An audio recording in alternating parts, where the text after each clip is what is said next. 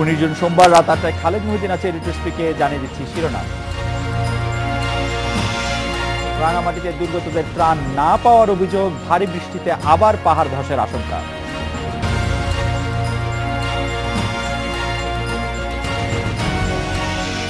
Online সংবাদপত্রে লাগবে সম্প্রচার কমিশনের নিবন্ধন, খসড়া নীতিমালা মন্ত্রিসভায় অনুমোদন।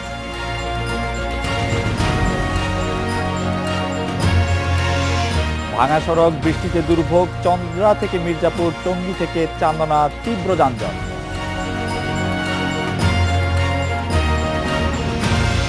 রাঙামাটিতে পাহাড় ধসে নিঃস্ব মানুষ প্রয়োজনীয় ত্রাণ পাচ্ছে না বলে অভিযোগ উঠেছে। সরকারি ত্রাণ বিতরণের সমন্বয়হীনতার অভিযোগও তুলেছেন ক্ষতিগ্রস্তরা। প্রশাসন বলছে ত্রাণ বিতরণে কিছু সমস্যা থাকলেও তা কাটিয়ে ওঠার চেষ্টা হচ্ছে।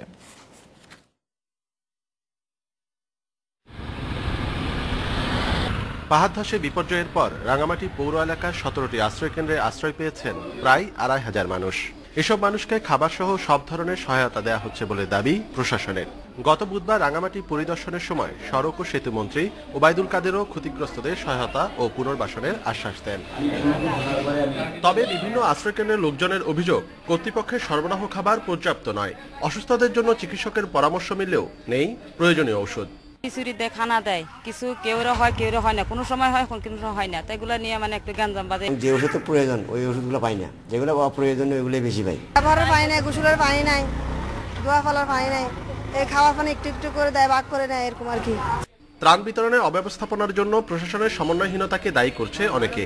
এমনকি সদর উপজেলায় কতজনকে ত্রাণ দেওয়া হচ্ছে সেই হিসেব নেই দুর্যোগ ও ত্রাণ কমিটির প্রধানের কাছেই। ত্রাণের কার্যক্রম শুনতেছি, যারা মারা গেছে কিছু টাকা পাইছেন, আর যারা আশ্রয়কেন্দ্রে আছেন তাদেরকে খাদ্য দেওয়া হয়েছে। কিন্তু এগুলি আমি কিছু এলাকা আশ্রয়কেন্দ্র পরিদর্শনও করেছি, তো কিন্তু এগুলি হয়তো কারা করতেছে আমি জানিও না। তবে অব্যবস্থাপনার অভিযোগ স্বীকার করছেন না সংশ্লিষ্টরা। পার্বত্য চট্টগ্রাম বিষয়ক প্রতিমন্ত্রী বলছেন, দুর্যোগের ভয়াবহতায় তাৎক্ষণিক কিছু সমস্যা তৈরি হলেও তা কাটিয়ে ওঠার চেষ্টা হচ্ছে। পর্যায়ে মানুষের যে অবস্থা, ঘর বাড়ি ছাড়া বিভিন্ন জায়গায় আছে, সেটাকে ওভারকাম করার জন্য আপাতত এটা দিস নট ফাইনাল। যা কিছু ঘটেছে সবাইকে আবার পুনর্বাসন করা হবে, সবকে একদম ইয়ে করা হবে। বিপর্যয়ের ক্ষতি মোকাবেলায় প্রশাসন সবাইকে নিয়ে কাজ করছে বলেও দাবি করেছেন প্রতিমন্ত্রী। অনুপম শীল, ইন্ডিপেন্ডেন্ট নিউজ, রাঙামাটি। রাঙামাটিতে ত্রাণ সরবরাহের কথা বলতে আমাদের সাথে চট্টগ্রাম থেকে আছেন চাকমা রাজা দেবাশিস সাহেব এবং দুর্যোগ ব্যবস্থাপনা ও ত্রাণ মন্ত্রণালয় সম্পর্কিত সংসদীয় স্থায়ী কমিটির সদস্য বি.এম. মোজাম্মেল হক আছেন আমাদের সঙ্গে। রাজা, দেবাশিস, আমরা শুনছি যে অনেকে অভিযোগ করছেন যে ত্রাণ বিতরণে সমন্বয়হীনতার। আপনার কাছে এরকম কোনো অভিযোগ এসছে কিনা যে সরকার আসলে ত্রাণ বিতরণে সমন্বয়হীনতা করছে এবং অনেকেই ত্রাণ পাচ্ছে না? রাজা দেবাশিস সাহেব। আমি বিস্তারিত জানি না, তবে এটা যদি বলি যে সমন্বয় যে একেবারে হচ্ছে না সেটা না, কিন্তু সরকার সভাপতি যেটা দাবি করেন যে সবকিছুই ভালো যাচ্ছে, সবকিছুই একেবারে যতখানি ভালো করা যায় তা হচ্ছে, সেটাও সঠিক না। সমন্বয়ে আপনি এই মুহূর্তে করার সুযোগ আছে। রাজা দেবাশিস, আপনি এই মুহূর্তে সরকারের কি করা বা কোন উদ্যোগটি নেওয়া সবচেয়ে জরুরি বলে মনে করেন, যেখানে পাহাড় ধসে গিয়েছে বা আমরা দেখতে পাচ্ছি বৃষ্টি হয়েই চলছে এবং অনেকে নতুন করে বিপদে পড়তে পারেন এরকমটিও আমরা শুনছি। এই অবস্থায় সরকারের সবচেয়ে বেশি গুরুত্ব কোন বিষয়টির ক্ষেত্রে দেওয়া উচিত? রাজা দেবাশিস। এখানে দুটি বিষয় আছে, একটি হচ্ছে যেখানে আবার নতুন বিপদ আসতে পারে সেখানে সেই স্থানগুলো চিহ্নিত করে সেই মানুষগুলোকে ওখান থেকে সরানো এবং তাদের যেখানে সরতে হয় সেখানে সহায়তা প্রদান করে, এবং একই সঙ্গে যারা সরে গেছেন এবং সবাই কিন্তু আশ্রয় কেন্দ্রে আশ্রয় গ্রহণ করেননি। আশ্রয় কেন্দ্রের বাইরেও অনেকে আশ্রয় গ্রহণ করেছে আত্মীয়ের কাছে, বন্ধুর কাছে ইত্যাদি। এবং তথ্য সরকার সহ কারো কাছে পারফেক্ট, যথাযথ তথ্য সংগ্রহ করতে হবে। এখানে সরকার একা পারবেন, যেমন আমাদের সনাতনী প্রতিষ্ঠান কারবারি তাদেরকে সম্পৃক্ত করতে হবে, এবং এখানে যে নাগরিক সমাজ করে সরকার একা পারবে, নাগরিক সমাজ একা পারবে, নাগরিক সমাজ একা পারবে না। এখানে সরকার এবং বেসরকারি দুটো মহলেরই সহযোগিতা লাগবে। সহযোগিতা চলছে, কিন্তু যথাযথ এবং যথেষ্ট না। সকলের সাথে কথা এখনো বলছে। রাজা দেবাশিস, আপনি আমাদের সঙ্গে থাকবেন। আমাদের সাথে দুর্যোগ ব্যবস্থাপনা ত্রাণ মন্ত্রণালয় সম্পর্কিত স্থায়ী কমিটির সদস্য BM মোজাম্মেল হক আছেন। যারা BM মোজাম্মেল হক, যে সমন্বয়হীনতার কথা আমি শুনছি, আপনি সেটি সম্পর্কে জানেন কিনা? আমি শুধু রাঙ্গুনিয়া উপজেলা নির্বাহী অফিসার সাংবাদিকদের যে কথা বলেছেন সেটি একটু কোট করতে চাই। এখনো সব ক্ষতিগ্রস্ত পরিবার ত্রাণ পায়নি, এটি ঠিক। ধীরে ধীরে আমরা সবার মধ্যে ত্রাণ বিতরণ করছি, কিন্তু আমাদের প্রতিনিধিরা বলছেন যে সবার মধ্যে নয়, অনেকেই আসলে ত্রাণ পাননি বা অনেকের আরো জরুরি সাহায্য প্রয়োজন। রাজা দেবাশিস জানালেন যে সরকারের আসলে মূল তথ্য সংগ্রহ করা দরকার, যাদেরকে আশ্রয় কেন্দ্রে নেওয়া যায়নি, যারা আরো ক্ষতিগ্রস্ত আছেন তাদের আরো কিভাবে সাহায্য করা দরকার সেটিও ভেবে রাখা দরকার এবং খতিয়ে দেখা দরকার। যারা BM মোজাম্মেল হক। ধন্যবাদ খালিদ মহিউদ্দিন আপনাকে। আপনার মাধ্যমে আপনি ইতিমধ্যে আমরা সকলে অবহিত হয়েছি যে মাননীয় প্রধানমন্ত্রী দেশরত্ন শেখ হাসিনা দুর্যোগ ব্যবস্থাপনা মন্ত্রণালয়কে নির্দেশনা দিয়েছেন এবং দুর্যোগ ব্যবস্থাপনা ও ত্রাণ মন্ত্রণালয়ের মাননীয় মন্ত্রী জনাব মোফাজ্জল হোসেন চৌধুরী মায়াবীর বিক্রম ইতিমধ্যে দুর্গত এলাকা ঘুরে এসেছেন এবং উনি নিজেই এটিকে সরজমিনে দেখভাল করছেন এবং প্রশাসনের মধ্যে দিয়ে এটা করা হয়েছে। এবং আমাদের পার্টির সাধারণ সম্পাদক জনাব ওবায়দুল কাদের ওখানে এই দুর্ঘটনার পরের দিনই উনি গিয়েছেন এবং সেখানে উনি নির্দেশনা দিয়ে এসেছেন। এবং একটি বিষয় যে এই যে পাহাড়ি অঞ্চলে যে মানবিক বিপর্যয় ঘটেছে, এটা ঘটার পরে কিন্তু আমাদের সরকারের পক্ষ থেকে পাহাড়ে যে সমস্ত মানুষগুলো এখনো বসবাস করেন তাদেরকে ওখান থেকে আশ্রয়কেন্দ্রে নিয়ে আসার জন্য সরকারের পক্ষ থেকে চেষ্টা করা হচ্ছে। কিন্তু কিছু কিছু মানুষ আছেন ওখানকার যারা ওই পাহাড়কে ছাড়তে চান না, এটি একটি সমস্যা দেখা দিয়েছে। এবং আপনি যেটি বলেছেন যে তড়িৎ গতিতে তখন হয়তো কিছুটা সমস্যা দেখা দিয়েছে, ইতিমধ্যে এটি কিন্তু সরকারের সমন্বয় সাধিত হয়েছে এবং তাদের তালিকা সংগ্রহ করে তাদের মধ্যে বিতরণের জন্য সরকার তৎপর রয়েছে। রাজা দেবাশিস, আপনি বলছিলেন যে সরকারের একার পক্ষে এটি আসলে সমাধান করা সম্ভব নয়, কারণ রাঙ্গামাটিতে এবং চট্টগ্রামে অন্যান্য যেসব জায়গার কথা আমরা বলছি তার বেশিরভাগই দুর্গম এবং অনেক ক্ষেত্রেই সাধারণের অগম্য। সেই ক্ষেত্রে স্থানীয়রা যদি সবাই চেষ্টা করেন তাহলে আরো দ্রুত দুর্গতদের কাছে পৌঁছানো সম্ভব। এক্ষেত্রে আপনি আহ্বান করেছেন কিনা যে যারা স্থানীয় আছেন, যারা অনেকদিন ধরে সেখানে থাকছেন, যারা সেই এলাকার সাথে পরিচিত, তারা এগিয়ে আসবেন, সেরকম আহ্বান আপনি করছেন কিনা রাজা দেবাশিস রায়?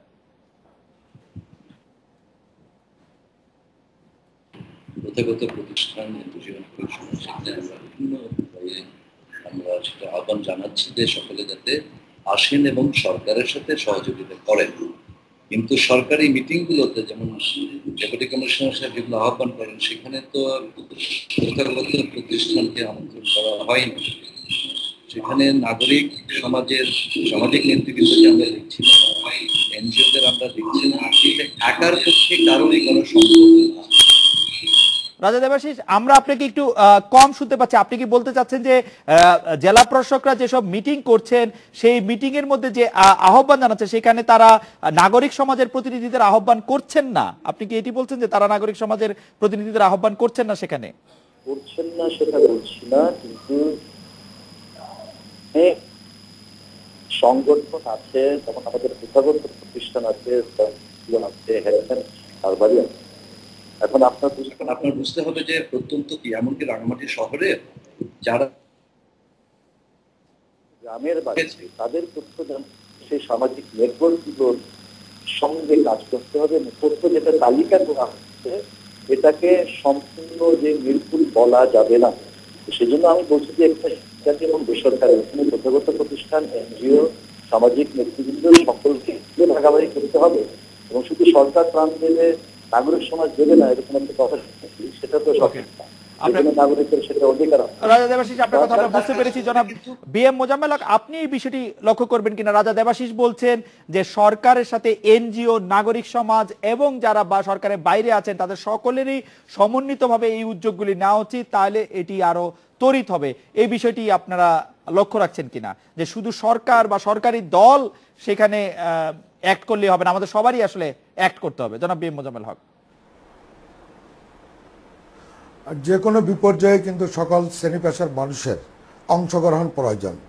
এটি অংশগ্রহণ করা ছাড়া কিন্তু একা সরকারের পক্ষে সম্ভব নয়। ইতিমধ্যেই সরকার কিন্তু সেই বিষয়টিকে গোচরীভূত হয়েছে সরকারের, এবং সেভাবে সরকার চেষ্টা করছে। এখন পাহাড়ি যে জনপদ, এই জনপদের কিন্তু দুর্গম এলাকায় প্রবেশ করা এটা খুব কঠিন ব্যাপার। এখন পাহাড়ি জনপদের যারা বসবাস করেন তারা এই বিষয়টিকে যেভাবে সাহায্য সহযোগিতা করতে পারবেন, এখানে বাহির থেকে মানুষ যে কিন্তু সেটা যাদের পাহাড়ে চলাচলের অভিজ্ঞতা নাই তাদের পক্ষে কিন্তু এটা সম্ভব নয়। সুতরাং এই পাহাড়ি জনপদের যারা জনগোষ্ঠী আছে এদের সকলের সম্মিলিত প্রচেষ্টায়, এনজিও বলেন, বিরোধী রাজনৈতিক দল বলেন, সকলের সম্মিলিত প্রচেষ্টায় এটা করা দরকার। এবং সরকার কিন্তু সরকারের অবস্থান থেকে আন্তরিকতার এই মানবিক বিপর্যয়ে মানুষের পাশে দাঁড়ানো, এটার কোনো আন্তরিকতার অভাব নাই। সেখানে যেই পাহাড়ি দুর্গম জনপদ, সেই দুর্গম জনপদে এখনই কিন্তু পাহাড়ে অনেক মানুষ অবস্থান করছে।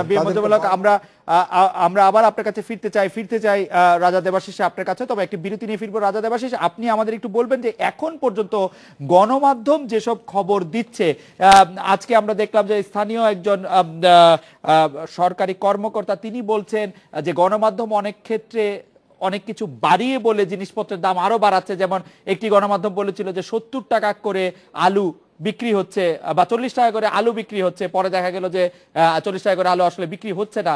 আপনি গণমাধ্যমের ভূমিকা আসলে এখানে কিভাবে দেখেন, কিরকম দেখেন, কি হওয়া উচিত সেটি আপনার কাছেও শুনবো, একটু জনাব বি এম মোজাম্মেল হকের কাছেও শুনবো। আমরা বিরতি নিয়ে ফিরছি।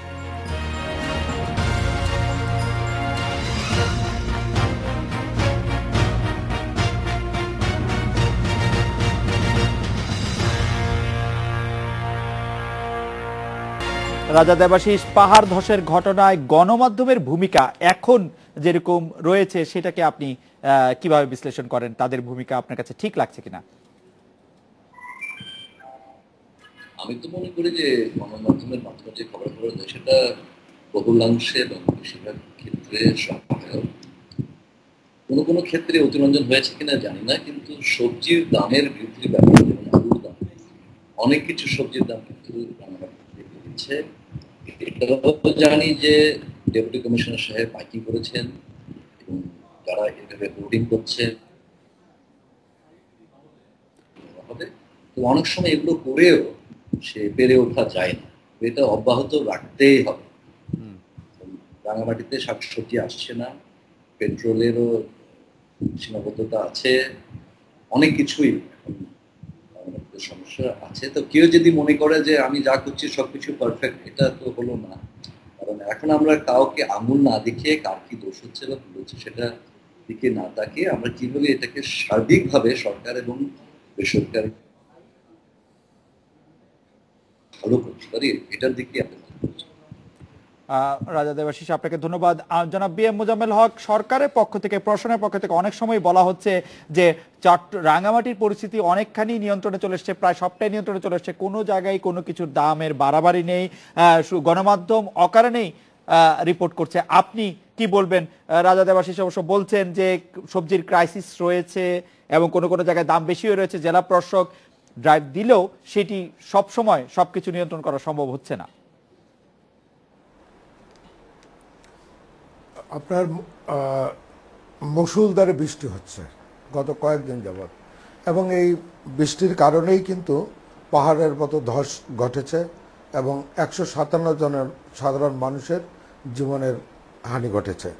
আপনি লক্ষ্য করবেন যে যেখানে যোগাযোগ ব্যবস্থা প্রায় বিচ্ছিন্ন হয়ে পড়েছিল, আগামীকাল বা পরশুর মধ্যে রাঙ্গামাটির সাথে যোগাযোগ ব্যবস্থা হবে, সেখানে বাইরের শাকসবজি বা আসা তো একটু সমস্যা রয়েই আছে। এই সমস্যাকে তো অস্বীকার করার কোনো কারণ নেই, এটা বাস্তব ভিত্তিক।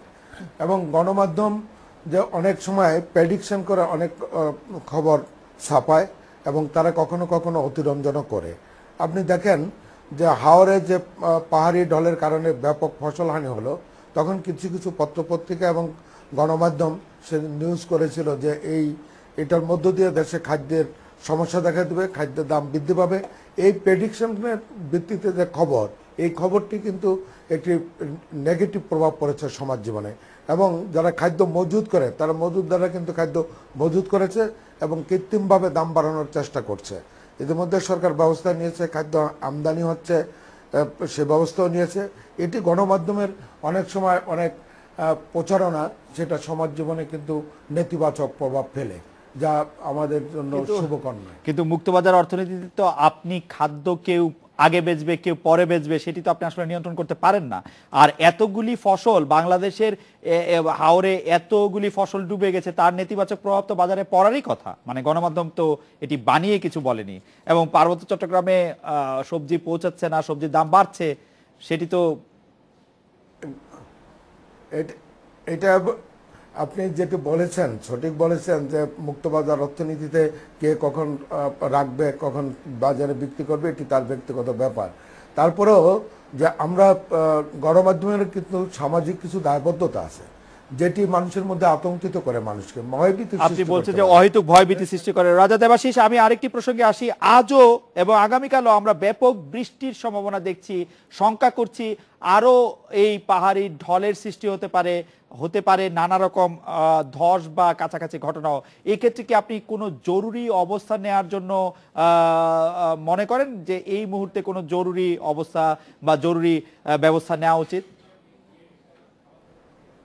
অবশ্যই আমাদের সতর্কতা অবলম্বন করতে হবে এবং চর এলাকার মতো এবং উপকূলীয় এলাকা মোকাবেলা করা, যেটা দেশের অন্যত্র অঞ্চলে কিন্তু দেশের বাংলাদেশ আমরা অনেক এগিয়ে, কিন্তু আমাদের অঞ্চলে এটার সে রেওয়াজ নেই। কাজে এখানে সকলকে মিলে কাজ করতে হবে। এবং আবারও বলছি, আমি প্রথাগত প্রতিষ্ঠান, স্থানীয় সরকার প্রতিষ্ঠান, এনজিও সকলকে সম্পৃক্ত করতে হবে সরকারের দ্বারা, এবং সরকারের বাইরেও কাজ করবে, এটাও মেনে নিতে হবে। সবকিছু সরকার পারবেন না। আর দুটি বিষয় আমি বলতে চাচ্ছি যে তালিকা কিন্তু এখনো পারফেক্ট না, এখানে ত্রুটি রয়েছে, এটা আরো শুধরাতে হবে, আরো জনগণের সাথে কথা বলে।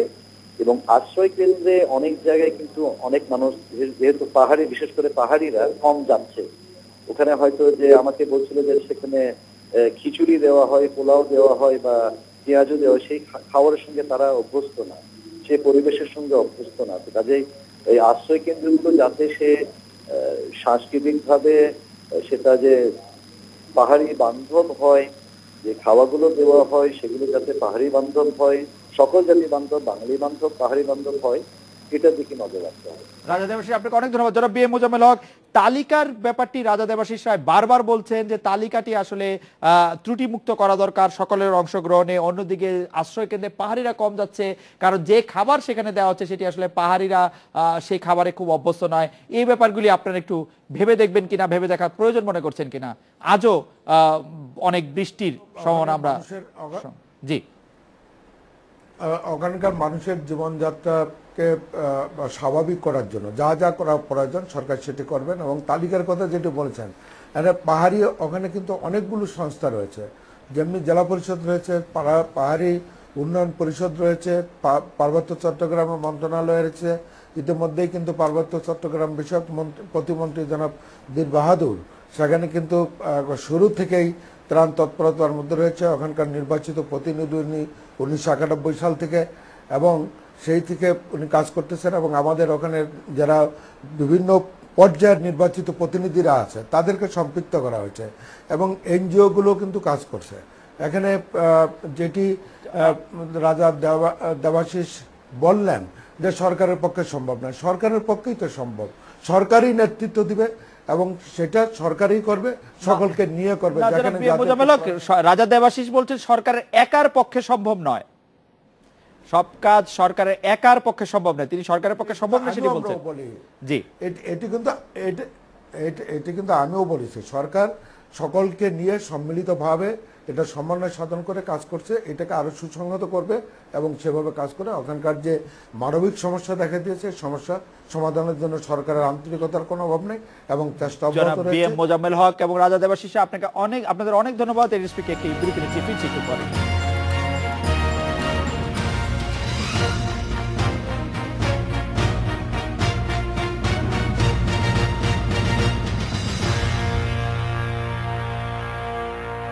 ঈদের ছুটির আগে টাঙ্গাইল ও ময়মনসিংহের মহাসড়কে দেখা দিয়েছে তীব্র যানজট, ভোগান্তি আরো বাড়ার আশঙ্কা করছেন যাত্রীরা। ঝুঁকির মধ্যে আছে ঢাকা চট্টগ্রাম মহাসড়কের বেশ কিছু অংশ।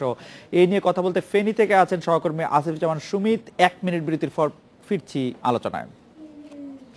আসিফ জামান, ঢাকা চট্টগ্রাম মহাসড়কের মধ্যে এই ফেনী এবং আরেকটু যদি আমি পিছনের দিকে যাই এবং কুমিল্লার বেশ কিছু এলাকা এবং ফেনী থেকে আরেকটু সামনে চট্টগ্রামের কাছাকাছি বেশ কিছু এলাকা আমরা প্রতি বছরই দেখি যে মারাত্মক ঝুঁকিপূর্ণ, সেখানে আকস্মিক মোড় এবং অন্যান্য নানা কারণে প্রতি বছরই ঈদের আগেও পরে যখন হাইওয়েতে অনেক রকমের বাহন থাকে তখন বেশ কিছু দুর্ঘটনা হয়।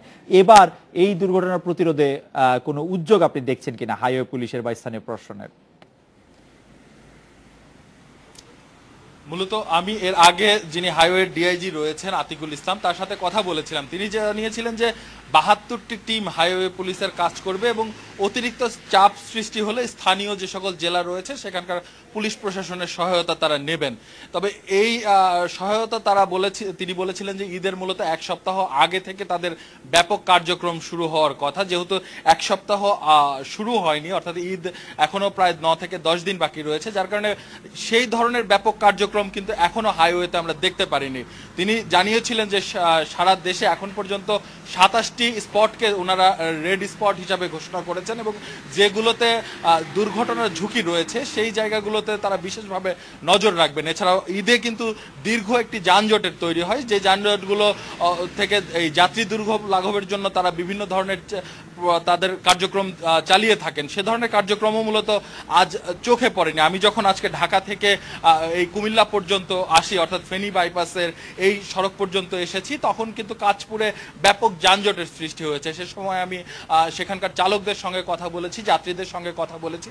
তারা জানিয়েছেন যে এই যানজটগুলো যেন তাদের কাছে অনেকটাই সহনীয় হয়ে গেছে। অর্থাৎ কাঁচপুরে যে যানজট তৈরি হয় সেখানে 2 থেকে 3 ঘন্টার মতো সময় তাদের ব্যয় হয়। এছাড়াও আপনি যেমনটি বলছিলেন যে মেঘনা সেতু বা মেঘনা গোমতী যে সেতুটি রয়েছে এবং ফেনীতে যে হাইওয়েতে যে ফ্লাইওভারটি নির্মাণ হচ্ছে, এই জায়গাগুলোতে ব্যাপক যানজটের সৃষ্টি হয়ে থাকে এবং প্রত্যেকটি জায়গাতেই কিন্তু 2 থেকে 3 ঘন্টা একদম কম সময় হলেও জ্যামের যাত্রীদেরকে কিন্তু ভোগান্তি পোহাতে হয়। এবং এটি লাঘবের জন্য মূলত হাইওয়ে যিনি পুলিশ প্রশাসন রয়েছেন তিনি বলেছিলেন যে মূলত 4 লেনের সড়কের কাজ যে জায়গাগুলোতে চলমান রয়েছে সেই জায়গাগুলোতেই মূলত যানজটের ভোগান্তি হতে পারে এবং 7টি কারণ সে সময় তারা চিহ্নিত করেছিলেন। সেই 7টি কারণের মধ্যে কিন্তু ভারী যানবাহন চলাচল বা যে সকল যানবাহনের মেয়াদ উত্তীর্ণ হয়েছে সে সকল যানবাহন চলাচল এবং মহাসড়কে গাড়ি বিকল হয়ে পড়ার কারণে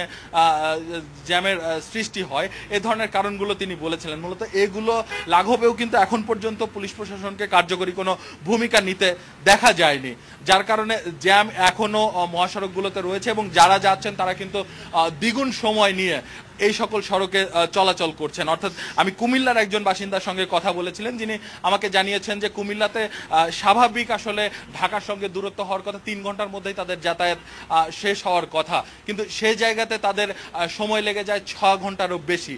অর্থাৎ এই দ্বিগুণ সময়গুলো কিন্তু এই জ্যামের তাদেরকে দুর্ভোগ পোহাতেই হচ্ছে এবং ঈদ আসার আগে অর্থাৎ একজন চালক সরাসরি বলে ফেলেছিলেন যে ঈদ মৌসুমে এই ধরনের জ্যাম তৈরি হবে এবং সেটি তারা দুর্ভোগে তাদেরকে পড়তেই হবে। অনেকটা এভাবেই স্বাভাবিকভাবে। সুমিত, আপনাকে অনেক ধন্যবাদ। আপনি নিশ্চয়ই আরো খবর আমাদেরকে পরবর্তীতে জানাবেন। এড্রেস থেকে একটি বিরতি নিচ্ছি।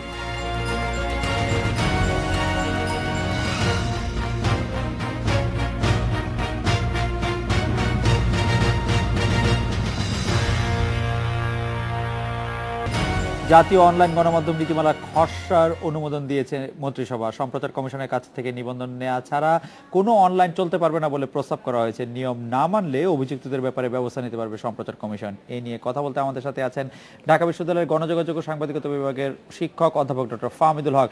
অধ্যাপক ডক্টর ফাহমিদুল হক, আমরা আপনাকে জানতে চাইব যে জাতীয় অনলাইন গণমাধ্যম নীতিমালা খসড়ার অনুমোদন দিয়েছে মন্ত্রিসভা। এই অনুমোদন বা এই নীতিমালা কতটা গণমাধ্যম বান্ধব হলো? আচ্ছা, সেটা তো এভাবে ব্যাখ্যা করা যায় যে যে কোনো নীতিমালা আসলে গণমাধ্যমের সহায়তা করার জন্য বা পলিসিগুলো আসলে সাপোর্ট করার জন্য তৈরি করা হয়। কিন্তু আমরা এই বর্তমান সরকার আমি দেখলাম যে অনেকগুলো গণমাধ্যম নীতিমালা করলেন, যেমন সম্প্রচার নীতিমালা, চলচ্চিত্র নীতিমালা, এবার অনলাইন গণমাধ্যম নীতিমালা। এখানে একটা সম্ভবত গোড়া থেকে একটা বিভ্রান্তি থেকে যাচ্ছে যে নীতিমালায় কিন্তু ডিটেল থাকে না, যেটা থাকে অ্যাক্টে বা আইনে। কিন্তু এই প্রত্যেকটা নীতিমালায় এটাতেও দেখা গেল যে এখানে প্রচুর এটা করা যাবে না, সেটা করা যাবে না, এরকম ডোন্টস এর তালিকা থাকছে। তো যেটা হয় পলিসিতে আসলে এক ধরনের দিক নির্দেশনা থাকে এবং ইন্ডাস্ট্রিকে সাপোর্ট করার জন্যই কিছু গাইডলাইনের মতো থাকে, এবং যেটা অ্যাক্ট যখন হবে তখন ডিটেইল ডোন্টস গুলো সেখানে থাকা উচিত।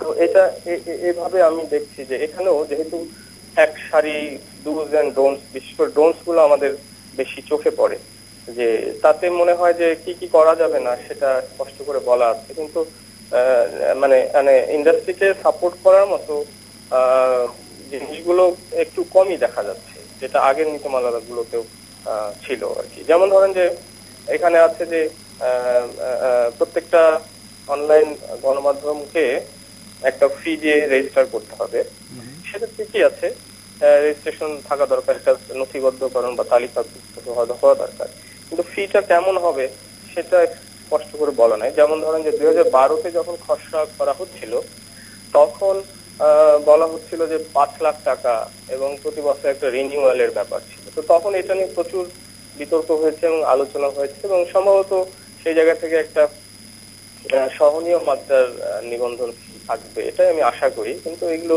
তো একটু সংশয় সন্দেহ একটু থেকেই যাচ্ছে আর কি।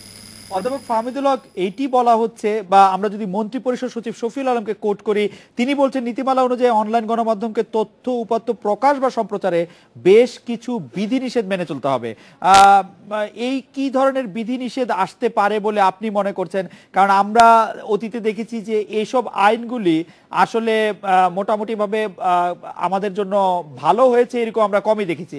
আরেকটি বিষয়, যে সম্প্রচার কমিশন বা প্রস্তাবিত সম্প্রচার কমিশনের কাছ থেকে যে নিবন্ধনের কথা বলা হচ্ছে, সেইটা প্রস্তাবিত কমিশন এখনো হয় নাই, আপাতত তথ্য মন্ত্রণালয়ই সে নিবন্ধন দেবে। সেই ক্ষেত্রে কি সরকারের একটি সুযোগ থেকে যাচ্ছে না যে যাকে পছন্দ তাকে দেওয়া বা যাকে একটু সন্দেহ করা তাকে না দেওয়া? আপনি একরকম ঠিকই বলেছেন যে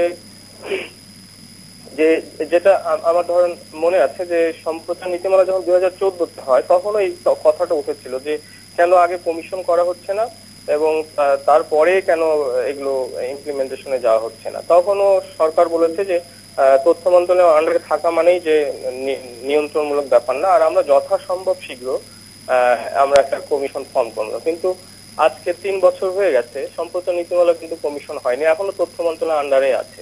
এইটার ক্ষেত্রে একই ঘটনা ঘটবে বলে আমার মনে হয়।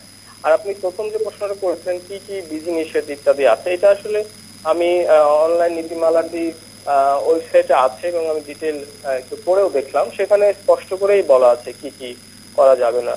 যেটা হয় যে বেশিরভাগ নীতিমালায় বা এই ধরনের বিধিনিষেধের মধ্যে থাকে তো যেটা হলো জাতীয় স্বার্থের পরিপন্থী, সার্বভৌমত্বের পরিপন্থী বা ধর্মীয় মানে উত্তেজনা, এই ব্যাপারগুলো তো রেগুলার বেসিসে আছে। আবার কতগুলো দিক নির্দেশনামূলক আছে যে নারী সহ পিছিয়ে পড়া জনগোষ্ঠীর জন্য কাজ করতে হবে, দেশের উন্নয়নের জন্য, এবং যেটা যেটা আপনার ব্লা ব্লা যা যা থাকে সবই আছে।